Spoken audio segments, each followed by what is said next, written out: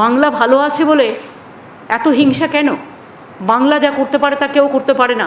সাজিয়ে গুজিয়ে নাটক করে, কিছু ফলস ভিডিও করে, কিছু ফেক ভিডিও করে যারা বাংলাকে ডিফেম করে বেড়াচ্ছে, একদিন তাদের বুকে লিখে বেড়াতে হবে বিজেপি করি না, বিজেপি করি না, বিজেপি করি না। লজ্জা করে না? গলায় দড়ি দিয়ে মরা উচিত বিজেপি নেতৃবৃন্দকে। লজ্জা থাকলে যারা মানুষের উপর অত্যাচার করে তাদের গলায় পুকুরে জলে ডুবে মরা উচিত।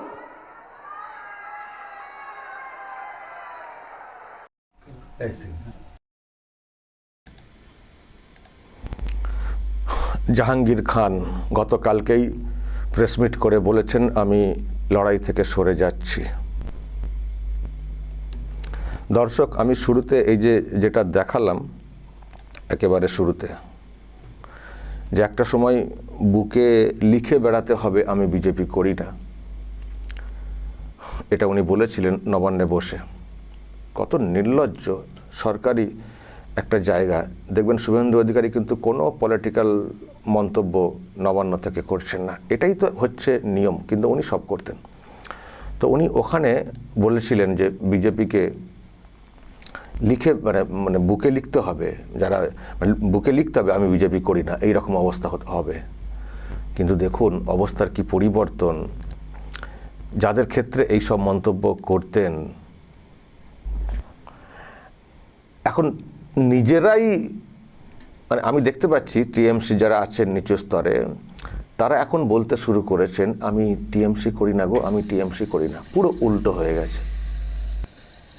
টিএমসি সুপ্রিমো মানে বলেছিলেন যে বুকে লিখে বেড়াতে হবে যে আমি বিজেপি করি না, মানে এমনই পরিস্থিতি হবে, এমনই পরিস্থিতি হবে। কিন্তু ঠিক উল্টোটা হয়ে গেছে। এখন টিএমসির লোকেরা যারা টিএমসি করতেন তারা এখন লোকালি বলে বেড়াচ্ছেন না আমি তো টিএমসি করি না, আমি করতাম, ছিলাম, কিন্তু আমি না ওইভাবে ছিলাম না, আমার সঙ্গে ঠিক মনের মিল হতো না। দেখবেন সবাই এখন এইরকম বলছেন না? অনেক সব রিয়াকশন আসছে না সামনে। এমনকি এই জাহাঙ্গীরের বক্তব্য তো কাল শুনেছেন, আমি এই বক্তব্য শুনিয়েছি, ওনার গলারও যা স্বর নিচে নেমে এসছে, উনিও দেখবেন কিছুদিন পরে বলবেন না আমি সেইভাবে মন থেকে আমি টিএমসি করতাম না, অভিষেক বলতেন ছিলাম, ইনিও বলবেন। অথচ যিনি ত্রাস ছিলেন ওখানে, যার ভয়ে ওখানে মানুষ কথা বলতে পারতেন না, মানে টিএমসির ব্যাপারে এতটাই উনি দাপট রাখতেন, সেই জাহাঙ্গীরকেই গতকাল যা দেখলাম নুইয়ে পড়া, মিউ করে রিয়াকশান দেওয়া, এবং যে ভোট কালকে হবে ভোটের আগেই ঘোষণা করে দেওয়া আমি লড়াইয়ে নেই, বুঝছেন? এবং এরপর জানি না কোথায় গা ঢাকা দিয়েছেন। আমার তো মনে হয় না উনি আর বাড়িতে থাকবেন বলে। আর কখনো দেখবেন এরপরে ওনাকে প্রশ্ন করা হলে উনি ওটাই বলবেন আমি টিএমসি করি না তো, করতাম শুরুর দিকে, এখন তো করি না। একটু চোখ রাঙিয়ে বললে আবার দেখবেন বলবেন না আমি করি না তো। আর একটু কড়া করে বললে, যেটা মুখ্যমন্ত্রী তৎকালীন উনি বলেছিলেন বুকে লিখে বেড়াতে হবে, ইনারাও দেখবেন বুকে লিখে বেড়াবেন না আমি করি না, দেখো আমি টিএমসি করি না, দেখো আমি টিএমসি করি না। এইরকম অবস্থা। মানে এখন ডিরেক্টলি বুকে লিখে না বেড়ালেও টিএমসির লোকেরা মুখে মুখে বলতে শুরু করছেন অনেকে, না আমি টিএমসি করি না তো, না আমি টিএমসি করি না তো।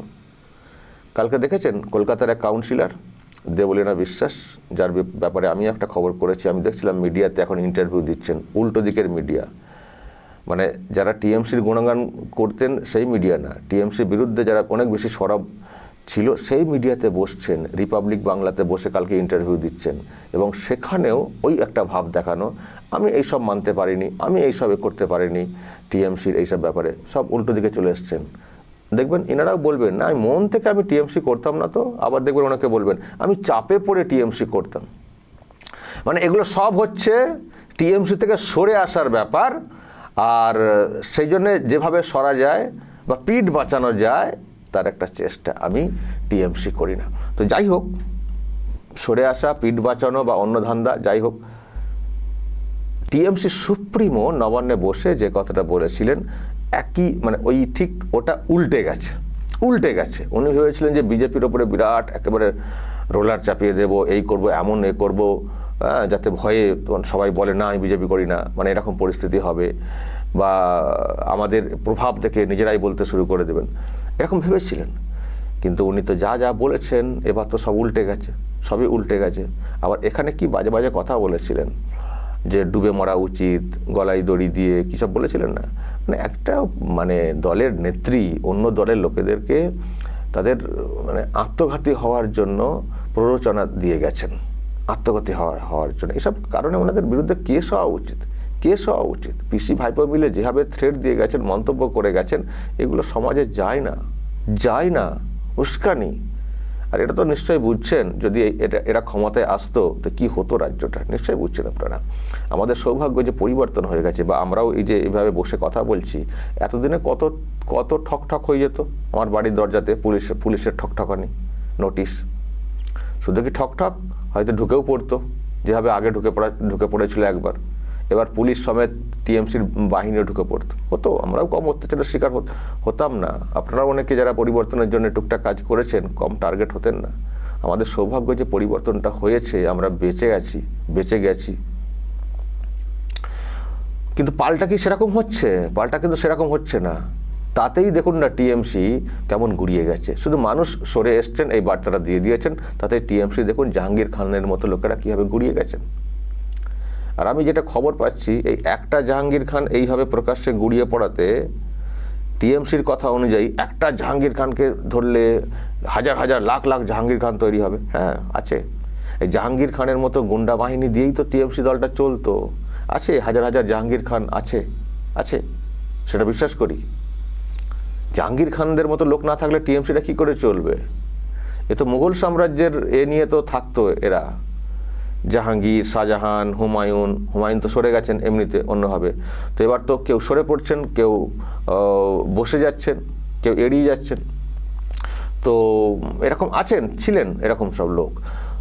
কিন্তু একটা বিষয় নিশ্চয়ই আপনারা লক্ষ্য করছেন, আগে থেকেই খানিকটা কেটে পড়া ছিল, কিন্তু গতকাল জাহাঙ্গীর খান এইভাবে ঝুঁকে পড়াতে ওই শত হাজার জাহাঙ্গীর যাদের কথা বলতো টিএমসি, তারাও দেখুন সব নুয়ে পড়েছেন, কেটে পড়েছেন। তাদের মাথাতে এটাই এসছে, জাহাঙ্গীর খান সরে গেছে, জাহাঙ্গীর খান মানে কেটে পড়লেন, তাহলে আমরা আর কোন সাহসে দলটা করব?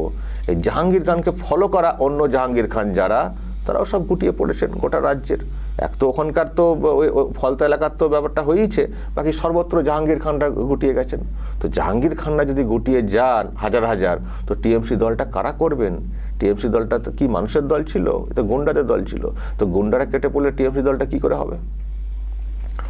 আমি দেখছিলাম গতকালকে টিএমসির একটা ওই পাঠশালা হয়েছে। এখন তো কালীঘাটে পাঠশালা চলছে, এখন বাইরে কোনো প্রোগ্রাম হচ্ছে না, সব কালীঘাটের টালির চালার নিচেতে পাঠশালা চলছে।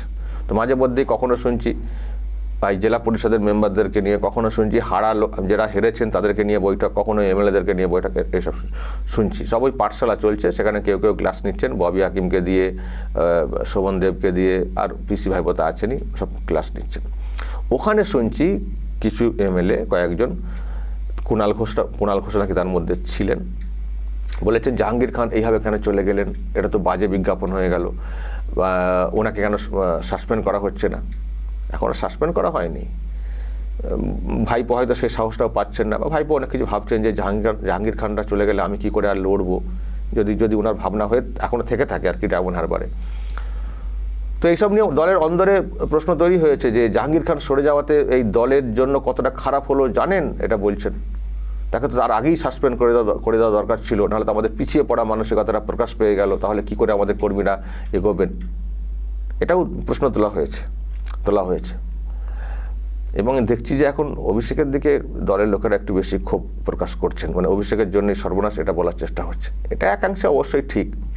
পিসিও যে বিরাটভাবে চলতেন, তাকে যে বিরাট সবাই গ্রহণ করছেন তা না, কিন্তু অভিষেকও দলটার শেষ করার একটা মূলে, উনি তো দলের রাস্তা পুরোটা নিয়েছিলেন, ওনার কথাও মানুষ নেননি, সহ্য করেনি।